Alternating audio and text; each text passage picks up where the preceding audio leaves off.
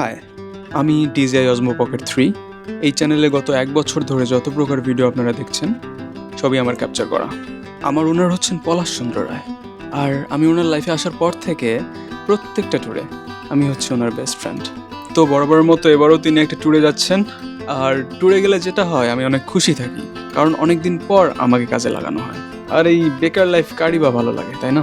কিন্তু এবারের এই ট্যুরটা আমার কেমন যেন ভালো লাগছে না। তার কয়েকটা কারণ আছে। পয়েন্ট নম্বর 1, এই ট্যুরে আমি আমার ওনারের হাতে থাকছি না। আর পয়েন্ট নম্বর 2 হচ্ছে, এই ট্যুরে তার কোনো একজন ফ্রেন্ড যাচ্ছে। ওই ফ্রেন্ডের লাইফে নাকি এটা একটা বিশেষ ট্যুর, কারণ সে নাকি এর আগে কোনো ট্যুরেই যায়নি, আর এরপরে কোথাও যাবে কিনা তাও জানে না। সো আমার ওনার চাচ্ছে যে আমি যেন তার হাতে থাকি আর তার পিওভি থেকে যেন পুরা ট্যুরটা রেকর্ড করি। তো আমি এই ব্যাপারটা নিয়ে একটু স্কেপটিক্যাল, কারণ আমি জানি না আমি তার হাতে ঠিক কেমন থাকবো। Let's hope for the best. So this is me, DJI Osmo Pocket 3, and this is my POV.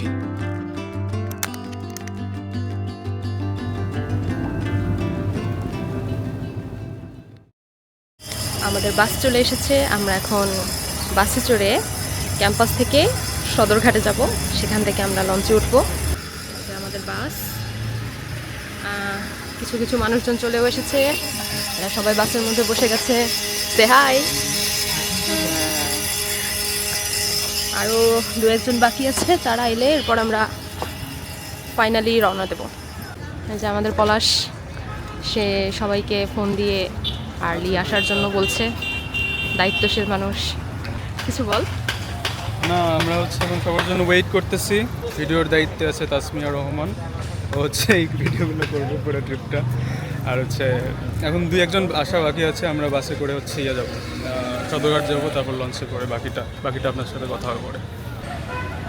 এখন বলো শুরু। ওই যে একটা নাচ আছে না, ব্রাজিলের নাচটা, এই যে 1 2 3, চলো না, করে না, প্র্যাকটিস। এই যে 1, তারপরে যে 2 2, তারপর আবার 3 3, তারপরে একসাথে অনেকগুলো। রেডি? আসসালামু আলাইকুম এভরিওয়ান, আমরা যাচ্ছি কুয়াকাটা। ভাইয়া কেন এরকম লুক দিল? অ্যান্ড মজার বিষয় হলো, আমরা দুজন পশ গাই, আমরা যাচ্ছি মেট্রো রেলে। অ্যান্ড এই যে আপনারা দেখতে পাচ্ছেন বাকি একবার সাধারণ মানুষদের সাথে চলি না। হ্যাঁ, এরা সবাই বাসে যাচ্ছে। সাধারণ এটা হলো মুড়ির টিন। সবাই এই মুড়ির টিনে চড়ে কুয়াকাটা আপনার যাচ্ছে। অনুভূতি বলেন আজকের জার্নি নিয়ে। অনেক গরম লাগতেছে, দৌড়ায় দৌড়ায় আসছি, একটু লেট হয়ে গেছে আজকে।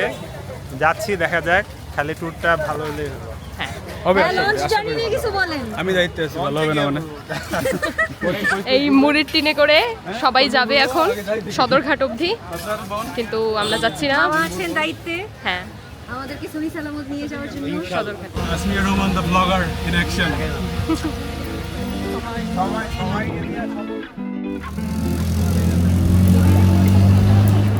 এখন আছি আমরা দুজন, আমাদের এখন পশ জার্নি শুরু হবে। Let's go. আমরা এখন রিক্সায় মেট্রো স্টেশনে যাচ্ছি, এরপর হচ্ছে আমরা লঞ্চ করবো। আমাদের লঞ্চ পাকে, আমাদের লঞ্চ 6টায় ছাড়বে। তো গাইস, দেখা যাবে ওই বাসের যাত্রীদের চেয়ে আমরা আগে ওখানে গিয়ে পৌঁছে গেছি। যদি আগে পৌঁছাই তাহলে পচানি দিতে দিতে তো শেষ করে ফেলবো, আর যদি না পৌঁছাই তাহলে তো আমরা পচানি খাবো। না না না, পচানি তাও আমরা খাবো না, আমরা বেশি করবো তারাই পচানি। হ্যাঁ, কারণ আমরা পচানি খাবো।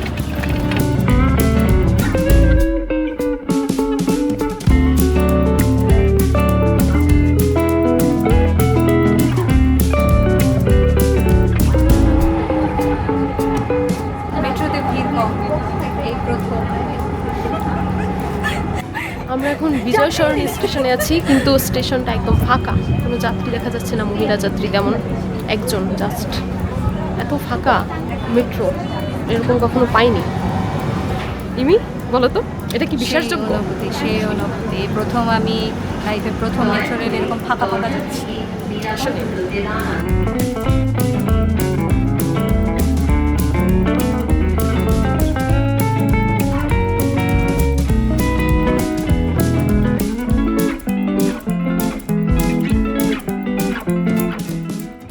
আমরা সচিবালয় স্টেশনে নামলাম। এখান থেকে রিক্সা নিয়ে আমরা যাব সদরঘাট। আমরা এখন অবধি ওদের কাছ থেকে কোনো কল পাইনি, তার মানে ওরা এখনো গিয়ে পৌঁছায়নি। বেচারা আমার ব্যাগটা ক্যারি করছে। মানে এভাবেই স্ট্রাগল এভাবেই করতে হয়। অনেকে ব্লগ করে কিন্তু ব্লগের পিছনে যে এতগুলো মানুষের স্ট্রাগল থাকে এটা কেউ দেখে না। এক্স্যাক্টলি।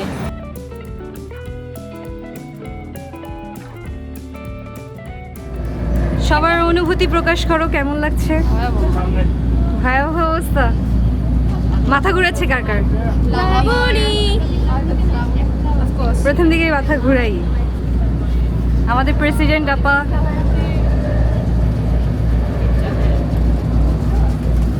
কেমন লাগছে?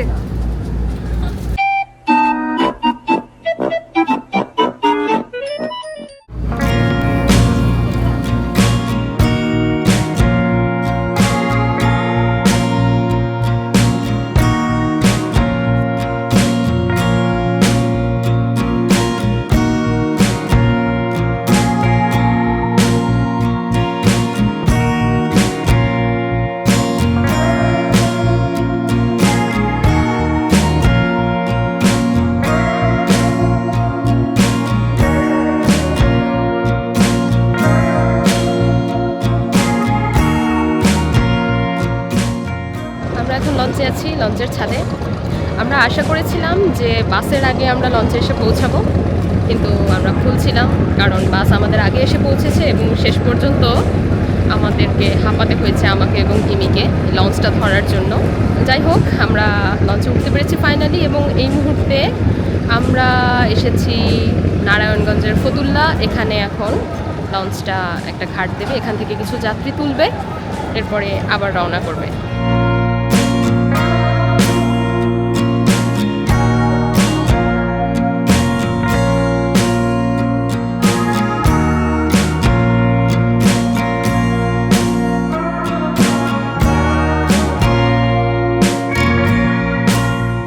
Two hours later.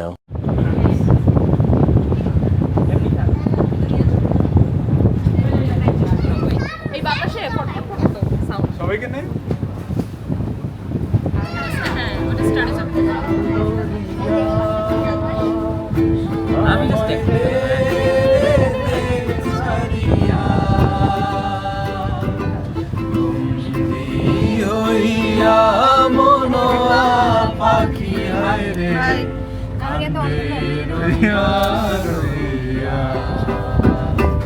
আমরা এখন লঞ্চের একটা ওপেন প্লেসে বসে লুডো খেলছি। আমাদের পাশে বসে রক্তিম গান গাইছে। রক্তিমের গান একটু শোনানো যায়, দেখি।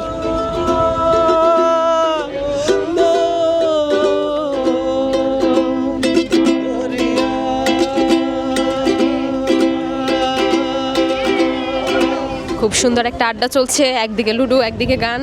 We are enjoying. সামনে রয়েছে সুন্দর একটা চাঁদ আর তার সামনে বাতাস। লুডো খেলা খুব জোর চলছে, কিন্তু এই খেলার মধ্যে একটু আগে পলাশ চিটিং করার চেষ্টা করেছে। ওর একটা গুটি খাওয়া পড়ছিল ইমির দ্বারা, তখন ইমি চাল দেওয়ার আগেই ও অন্য ভুলভাল চাল দিয়ে দিচ্ছিল। অ্যান্ড এই যে হিয়ার ইজ পলাশ। কারণ একটু আগে আপনি একটা অপরাধের সঙ্গে যুক্ত হয়েছিলেন, সেজন্য। খেলায় টান টান উত্তেজনা, কাটাকাটি চলছে। ইমি খুবই এক্সাইটেড। খাওয়া ইজ খাওয়া, খাওয়াতে কোনো ইয়া নেই। আপনারা শুনতেই পাচ্ছেন ইমি কি বললো, খাওয়া ইজ খাওয়া, খাওয়াতে কোনো মার্সি নেই, ইয়া নেই। এই যে দ্য মেইন কি বলে যেন ভুলে গেছি, একজন প্রধান অপরাধী। এখানে মোস্ট ওয়ান্টেড বলে পলাশের ছবিটা টাঙিয়ে দেওয়া উচিত, কারণ সে চিটিং করছে খেলার মধ্যে। এই যে বাকি এখানে আছে তাসনুভা, তাসনুভাকে অ্যাসিস্ট করছে রায়াত। অন্ধকার যদিও স্টিল দেখা যাচ্ছে। লুডো খেলা শেষ হয়ে গেছে, ইমি জিতে গেছে, নিলয় ভাই আর পলাশ রানার আপ হয়েছে। খেলা চলতে চলতে আমরা এর মধ্যে চাঁদপুর ঘাটে চলে এসেছি। একটু পরেই হয়তো এখানে ঘাট দেবে। এই যে চাঁদপুর ঘাট চলে এসেছি। এই লঞ্চটা মনে হয় পুরো ট্যুরটাতে 4টি জায়গাতে হয়তো ঘাট দেবে। চাঁদটা খুব সুন্দর দেখা যাচ্ছে, কিন্তু দুঃখের বিষয় হলো আমার চোখ যেভাবে দেখতে পাচ্ছে চাঁদটাকে, ক্যামেরা সেভাবে দেখতে পাচ্ছে না। So sad. 6.5 hours later. পলাশ বলছে ওর এখানে বসে থাকতে খুব ভালো লাগছে। আর কি আমার ঘুম পাচ্ছে, পলাশ আমাকে জোর করে কথা বলাচ্ছে। ও হলো নিশাচর প্রাণী, ও এখানে নিশাচরের মতো আরামসে আছে, কিন্তু আমার পক্ষে আর সম্ভব না। I am so tired. আমরা এখন মেঘনা নদীর উপরে আছি। তো এখানে আমরা অনেকক্ষণ ধরে চিল করছি আর ঘুমে আস্তে আস্তে সবাই মাতাল হয়ে যাচ্ছি। গাইস, নিলয় ভাই আর পলাশ এরা প্ল্যাঙ্ক কম্পিটিশন করছে, দেখা যাক কে কতক্ষণ থাকতে পারে। পলাশের দম ফুরিয়ে এসেছে অলরেডি, অন্ধকারে দেখাও যাচ্ছে না। এই যে ইমি এখন এখানে কমেন্ট্রি করবে। পলাশ দাদা এখন পর্যন্ত নড়েনি, উনি এখনো রিলিফ পজিশনে আছেন, ওনার কাছে এটা কোনো বিষয়ই না।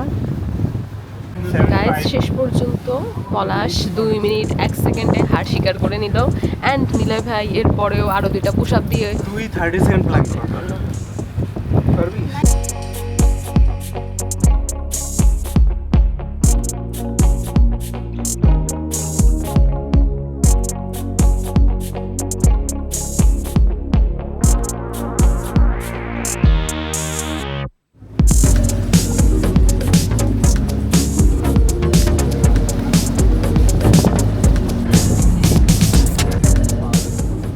Room service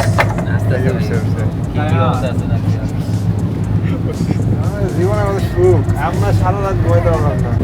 guess what guys, আমরা সারা রাত সজাগ ছিলাম। মেয়েদের মধ্যে অর্ধেক ঘুমাতে পেরেছে, আর বাকি আমরা 3-4 জন ঘুমাতেই পারিনি। আমরা এখন কেবিনের সামনে আছি, একটু ঘুমানোর ট্রাই করব, দেখা যাক ঘুম আসে কিনা। এই যে দেখুন, সূর্যোদয় হয়ে গেছে, মানুষ অলরেডি নামাজ পড়তে চলে গেছে। চেহারা দেখে মনে হচ্ছে আমরা কতটা বিপর্যস্ত। দেখা যাক আমরা ঘুমাতে পারি কিনা, ঘুম আসে কিনা। আমরা এখন কেবিনের মধ্যে গিয়ে